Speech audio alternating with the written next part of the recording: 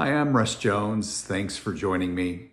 One of my personal traditions over the Christmas holidays is reading a simple little book entitled A Cup of Christmas Tea, entitled by Tom Haig and illustrated by Warren Hansen.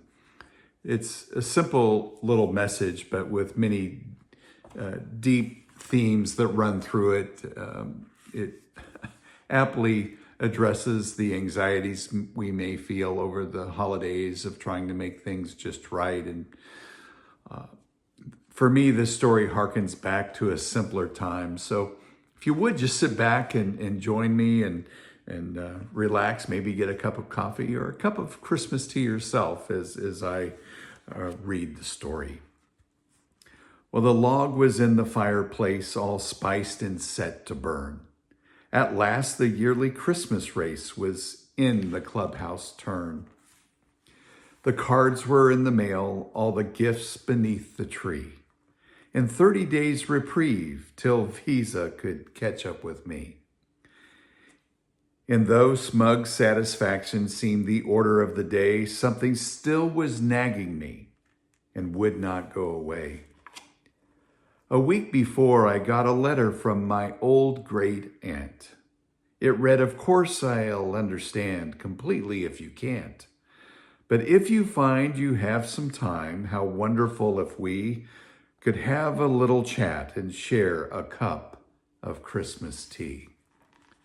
She'd had a mild stroke that year, which crippled her left side. Though housebound now, my folks had said it hadn't hurt her pride. They said she'd love to see you. What a nice thing it would be for you to go and maybe have a cup of Christmas tea. But boy, I didn't want to go. Oh, what a bitter pill to see an old relation and how far she'd gone downhill. I remembered her as vigorous, as funny, and as bright. I remembered Christmas Eves when she regaled us half the night.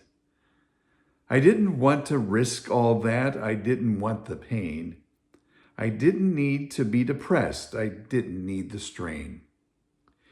And what about my brother? Why not him? She's his aunt too. I thought I had it justified, but then before I knew the reasons not to go I so painstakingly had built were cracking wide and crumbling in an acid rain of guilt. I put on boots and gloves and cap, shame stinging every pore, and armed with squeegee, sand, and map, I went out my front door. I drove in from the suburbs to the older part of town. The pastels of the newer homes gave way to gray and brown. I had that disembodied feeling as the car pulled up and stopped beside the wooden house that held the Christmas cup. How I got up to her door, I really couldn't tell. I watched my hand rise up and press the button of the bell. I waited, aided by my nervous rocking to and fro, and just as I was thinking I should turn around and go, I heard the rattle of the china in the hutch against the wall, the triple beat of 2 feet, and a crutch came down the hall. The clicking of the door latch and the sliding of the bolt, a little swollen struggle popped it open with a jolt.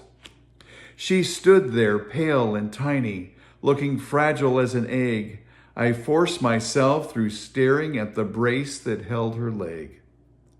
And though her thick bifocals seemed to crack and spread her eyes, their milky and refracted depths lit up with young surprise. Come in, she laughed the words. She took me by the hand, and all my fears dissolved away as if by her command. We went inside, and then before I knew how to react, before my eyes and ears and nose was Christmas past, alive, intact. The scent of candied apples, of cinnamon and pine, the antique wooden soldiers in their military line. The porcelain nativity I'd always loved so much, the Dresden and the crystal I'd been told I mustn't touch. My spirit fairly bolted, like a child out of class, and danced among the ornaments of calico and glass. Like magic, I was 6 again, deep in a Christmas spell, steeped in the million memories the boy inside knew well. And here among old Christmas cards, so lovingly displayed, a special place of honor for the ones we kids had made. And there beside her rocking chair, the center of it all, my great aunt stood and said, how nice it was I had come to call. I sat and rattled on about the weather and the flu. She listened very patiently, then she smiled and said, what's new? Thoughts and words began to flow. I started making sense. I lost the phony breeziness I use when I get tense. She was still passionately interested in everything I did. She was positive, encouraging, like when I was a kid. Simple generalities still sent her into fits. She demanded the specifics, the particulars, the bits. She talked about the limitations that she'd had to face. She spoke with utter candor and with humor and good grace. Then, defying the reality of crutch and straightened knee, on wings of hospitality she flew to brew the tea. I sat alone with feelings that I hadn't felt in years. I looked around at Christmas through a thick, hot blur of tears. And the candles and the holly she'd arranged on every shelf, the impossibly good cookies she still somehow baked herself. But these rich tactile memories became quite pale and thin when measured by the Christmas my great aunt kept deep within. Her body halved and nearly spent, but my great aunt was whole. I saw a Christmas miracle, the triumph of a soul. The triple beat of 2 feet and a crutch came down the hall, the rattle of the china in the hutch against the wall. She poured 2 cups, she smiled, and then she handed one to me. And then we settled back and we had a cup of Christmas tea. I dedicate this reading to my family and my friends. Maybe there's somebody in your life that you need to go see this year, or maybe even just give a call.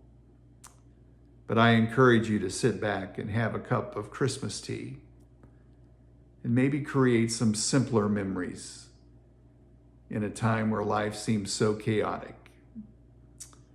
May God richly bless you on this day and all the days to come.